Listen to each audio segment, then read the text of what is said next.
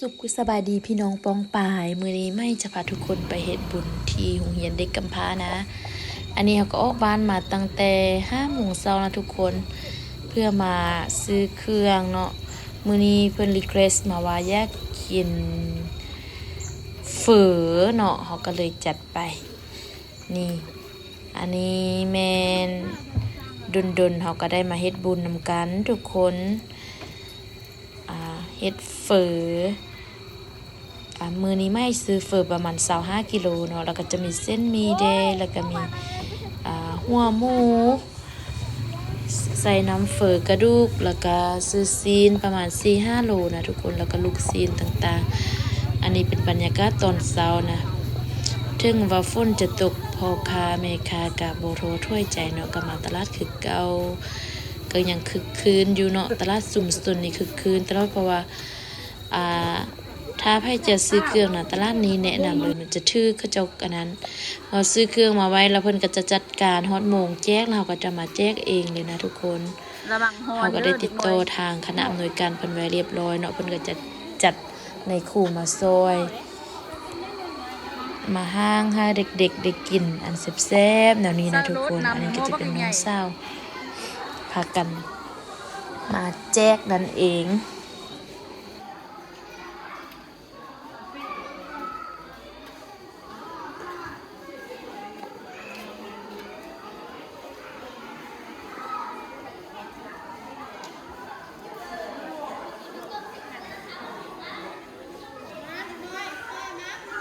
ไปลูกไปไปเลย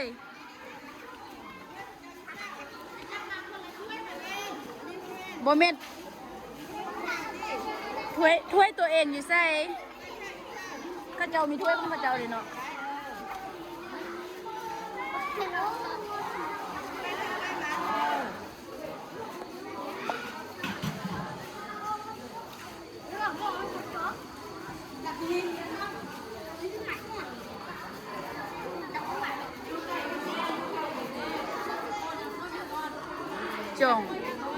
จองมีแต่อันเดียวนี่ติ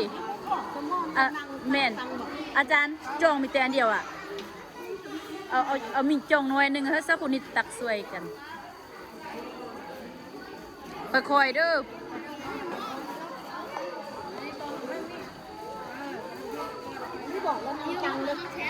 นั่งตั้งตักเลยนะไล่ขึ้น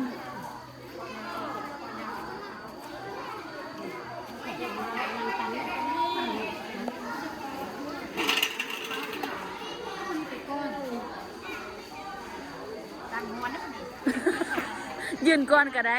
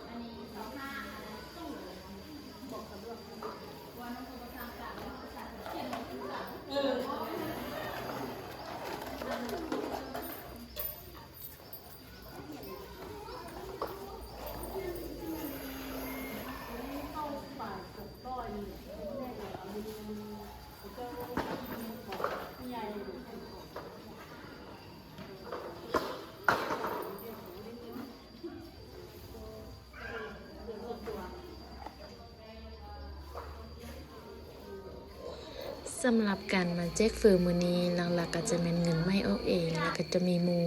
2 คน3 คนเนาะที่ว่าฝากเงินมาช่วยซื้อประมาณจักโมงเขาจะมากินอาหารซอยในครั้งนี้แล้วก็